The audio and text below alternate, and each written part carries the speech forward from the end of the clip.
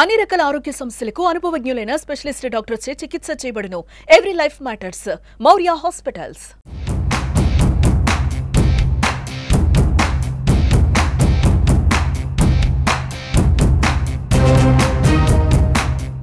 ఈరోజు కర్నూలు నుండి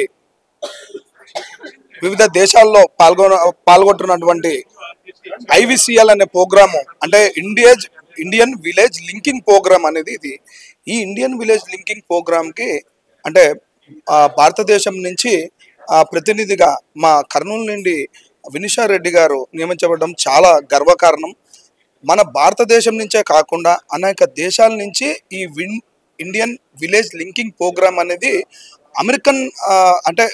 అమెరికా వాళ్ళు పెట్టిన సంస్థ ఇది.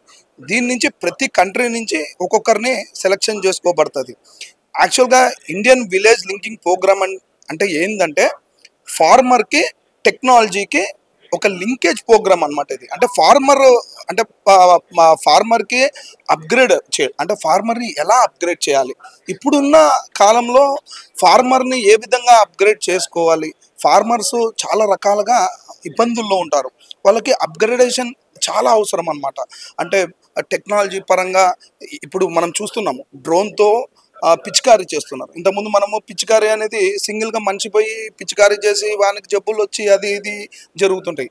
సో ఇట్లా అప్గ్రేడ్ కావడం అనేది చాలా ఇంపార్టెంట్. ఈ అప్గ్రేడ్ వర్షన్లో పిచికారీ అనేది అంటే అదొక టెక్నాలజీ. అదే కాకుండా సో ఫార్మరు ఏ విధంగా ఫాస్ట్గా అంటే టెక్నాలజీ వారి తొందరగా పంట రావడము ఏ విధంగా చేయాలో అనేది వివిధ దేశాల వాళ్ళు కూర్చొని వాళ్ళు ఒక సభ లెక్క ఒక నిర్వహిస్తారు ప్రోగ్రాము. ఆ సభలో టెక్నాలజీ ఎక్స్చేంజెస్ అనేవి జరుగుతాయి. 20 దేశాల పైగా ఇవి పాల్గొంటారు అనమాట. యాక్చువల్గా 20 దేశాల పైగా పాల్గొని వాళ్ళకి అంటే ఇండియా నుంచి ఐసిడబ్ల్యూ అని ఒకటి ఉంది, ఐసివి ఏదో టెక్నాలజీ అంటే మన ఫార్మర్కి సంబంధించినది ఒకటి ఉంది.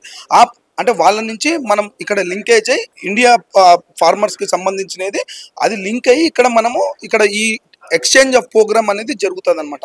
ప్రపంచంలో ఎక్కడైనా సరే ఈ లింకేజ్ ప్రోగ్రామ్ జరిగినప్పుడు ఈ కొంతమందిని పిలుస్తారు. దాంట్లో మన భారతదేశంలో బీజేపీ వాళ్ళు చేసేది ఏంటంటే అంటే ఒక ఇండియన్ లేడీకి 33% రిజర్వేషన్ కోటా ఇచ్చిన విధంగా మనకిప్పుడు ఒక స్థానము ఒక మహిళకి ఇచ్చి పంపిస్తున్నారంటే ఇది చాలా గర్వదగ్గర విషయం అనమాట. ఎందుకంటే ఇది ఆషామాషి ప్రోగ్రాం కాదు. ఆల్రెడీ వినిషా రెడ్డి గారు మనకి ఇంతకుముందు కూడా బ్రిక్స్ దేశాలకి ప్రతినిధిగా వహించారు. అలాగే ఇప్పుడు నెక్స్ట్ కూడా ఇప్పుడు ఈ ప్రోగ్రామ్కి తను ఇండియా నుంచి అంటే భారతదేశం నుంచి తను రిప్రజెంటేటివ్గా వెళ్తున్నారు. అలాగే ఏంటంటే మనం చూస్తే మన ద్రౌపది ముర్ము గారు కానీ ఢిల్లీ సీఎం గారు కానీ అందరూ కూడా మహిళలే. అంటే ఇప్పుడున్న కాలంలో మహిళలకు 33% రిజర్వేషన్ ఇచ్చి ఇంప్లిమెంట్ చేసేది ఖచ్చితంగా భారతదేశంలో బీజేపీ ప్రభుత్వమే కానీ ఇతర ప్రభుత్వాలు కాదని నేను తెలియజేసుకుంటున్నాను. అలాగే ఇక్కడ నుంచి అంటే కర్నూలు నుంచి వినిషా రెడ్డి గారిని ఎంపిక చేయడం చాలా చాలా సంతోషంగా విషయమని నేను తెలియజేసుకుంటున్నాను. అమెరికా ప్రతిష్టాత్మకంగా నిర్వహించే international visitor leadership exchange programme కింద భారతదేశ ప్రతినిధిగా నన్ను ఎన్నిక చేయడం నేను ఎంతో ఆనందంతో చెప్తున్నాను. దాదాపు 1940 నుంచి America international visitor leadership exchange programme ద్వారా వివిధ దేశాలలో సంబంధించిన విభిన్న నేపథ్యంలో రాజకీయాలలో, జర్నలిజంలో, అలాగే పారిశ్రామికవేత్తలు ఇటువంటి రంగంలో వివిధ దేశాలకు సంబంధించిన వారికి ఒక ప్రోగ్రాం నిర్వహిస్తుంది. దీని ద్వారా వారి దేశాలలో సమాజంలో ఉన్న స్థితిగతులు, రాజకీయాల్లో ఉన్న స్థితిగతులు, అదేవిధంగా కళలో ఉన్న స్థితిగతుల గురించి విషయ మార్పిడి జరుగుతుంది.